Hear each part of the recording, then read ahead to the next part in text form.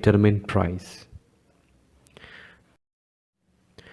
In common language, the word demand means desire.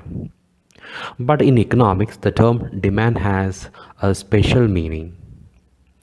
Just desire is not termed as a demand in economics.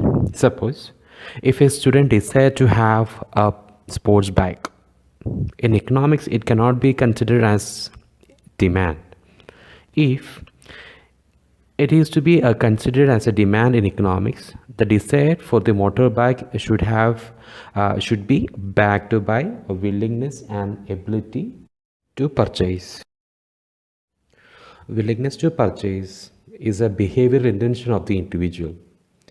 So, if you look upon at present scenario, the willingness of purchase is influenced or determined by various factors like brand name, product quality, and price sensitivity and promotion, etc. Ability to purchase means the capacity of the individual to buy goods and service in terms of money. That means how much income the individual have. So the income determines the ability of the individual to purchase the goods and services. So in economics, the term demand for a commodity or service refers to the desire for that commodity or service coupled with his ability and willingness to purchase. Here you can see the definition of demand. So you can see that demand means the desire backed up by ability and willingness to pay for the commodity. So here it says that the individual should have a desire to purchase the goods and services along with ability and willingness to purchase. Then only it will become a demand in economics. Demand is dependent upon many factors or determinants like price of the commodity, price of related goods, prices of substitute goods, taste and preference of the consumer, income of the consumer, demonstration effect, sales promotion, etc. etc.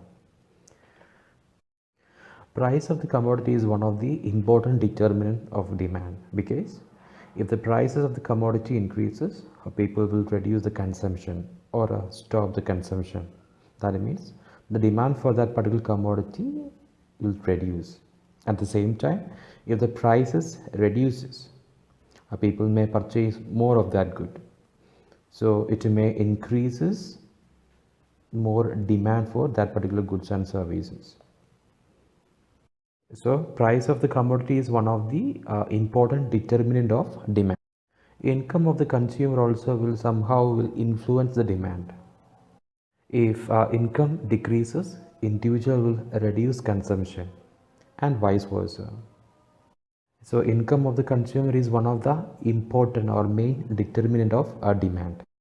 On the other side, price of related good also is influencing the demand. Let us take the case of a pen and ink. If prices of ink increases, what happens to pen? The demand for pen will decrease because without ink, a pen doesn't have any use. So that people may reduce the consumption of pen. Here we can see that even the prices of related good also somehow influencing the demand. On the other side, if we take the case of coffee and tea, so it is a good example for substitute goods. If prices of coffee increases, people will reduce the consumption of coffee and demand more tea and vice versa. So even the substitute could also determine the demand. Taste and preference of the individual changes very often. So this change in taste and preference somehow will influence the demand also, demand of the commodity or good. Then demonstration effect. What is demonstration effect? So demonstration effect means it is like we just imitate others' consumption pattern. So other person is having something like if the other person is having AC, I also want to have a AC.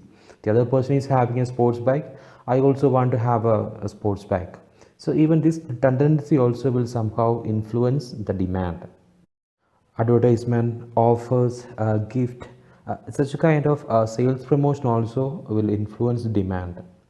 Especially advertisement plays an important role in determining the demand. So that's why maybe the producers spend a huge amount for the advertisement.